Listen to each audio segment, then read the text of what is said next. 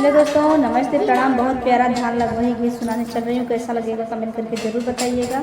फिलहाल अभी तो सीज़न चल ही रहा है।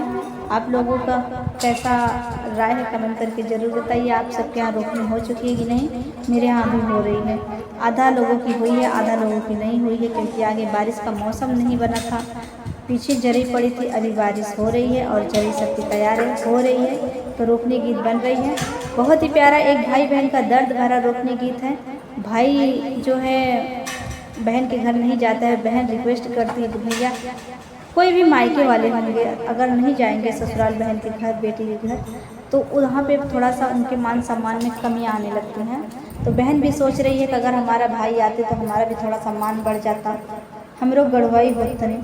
बहुत प्यारा गाना बा, बहुत रोगन के राग में सुन चुकल होगा। हमरा राग में कैसन लगी वो कमेंट करके बताइए। एक दिन औता भैया हमारे ही देशवा होना, एक दिन औता भैया हमारे ही देशवा होना। भैया बहिनी कहे होतिन गढ़ुआइया होना, भैया हमार होती गढ़ुआइया होना। एक दिन औता भैया हमारे ही देशवा होना, भैया हमारो ही होते गढ़ुआइया होना, भैया हमारो ही होते गढ़ुआइया होना।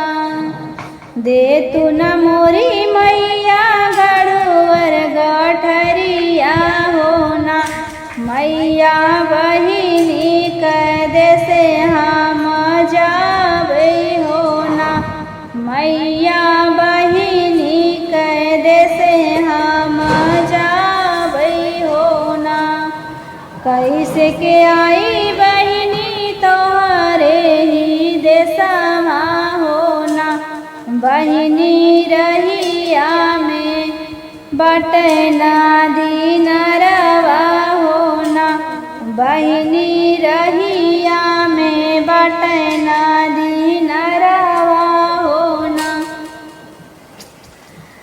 हथवा में लेता भैया गुड़िया गियरिया होना, भैया नदिया कूदत चली औत्या होना, भैया नदिया कूदत चली औत्या होना।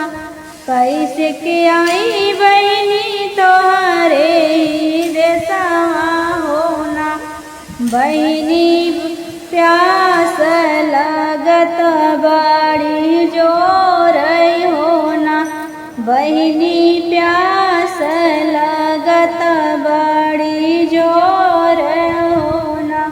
गलिया की गलिया भैया कुआना खानाइबे होना, भैया घोटत घोटत चली अइहा होना, भैया पनिया पियत चली अइहा होना। कैसे के आई बहिनी तोहरे ही देशवा होना, बहिनी भूख लगत बड़ी जोर होना, बहिनी भूख लगत बड़ी जोर होना। गलिया की गलिया भैया होटल खोलावाइबे होना, भैया भोजन करत चली आया होना, भैया भोजन करत चली आया होना। कैसे के आई बहिनी तोहरे ही देशवा होना, बहिनी नींद लगत बड़ी जोर होना, बहिनी नींद लगत बड़ी जोर होना। गलिया के गलिया भैया से जी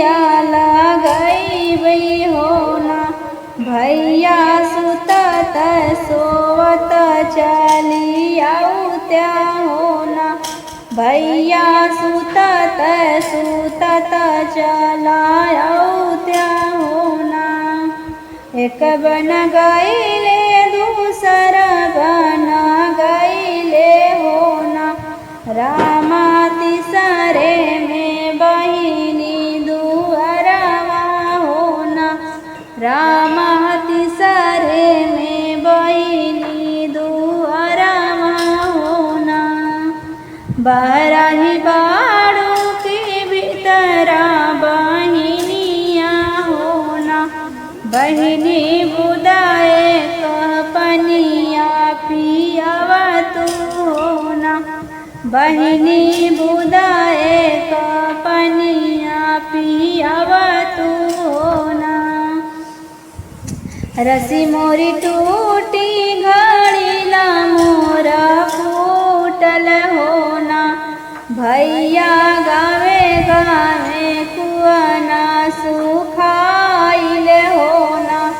भैया गावे गावे कुआना सुखाइल होना। आंगन में बाटू की भीतरा बहिनिया होना। आंगन में बाड़ू की भीतरा बहिनिया होना। बहिनी एक कवर रोटिया खियाव तू होना। बहिनी एक टूका रोटिया खियाव तू होना। जत मोर फूटल किला मोरी उखड़ल होना। भैया सासू नाही जतवा डोलावई होना। भैया सासू नाही जतवा डोलावई होना। भैया सासू नाही जतवा डोलावई होना। आंगन में बाड़ू की भीतरा बहिनिया होना। भीतरा ही बाड़ू की बहरा बहिनिया होना। बहिनी एक फूक हुकवा पियाव तू होना।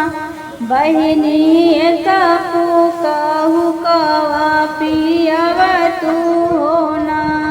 हुक्का टूटल हुक्का मोर टूटल चिलमा मोरी फूटल होना। भैया घरे घरे अगिया बूतानिन होना।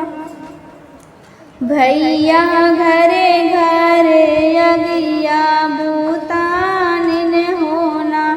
आंगन में बाड़ू की भीतरा बहिनिया होना। बहिनी मधुबन के रहिया बताव तू होना। बहिनी मधुबन के रहिया बताव तू होना। ससुर मोरे बुढ़ावा अर जेठ परदेसिया होना।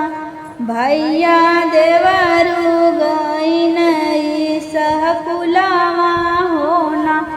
भैया देवरू तो गईन सहकुलावा होना। भैया केहू नहीं बटे बतवैया होना।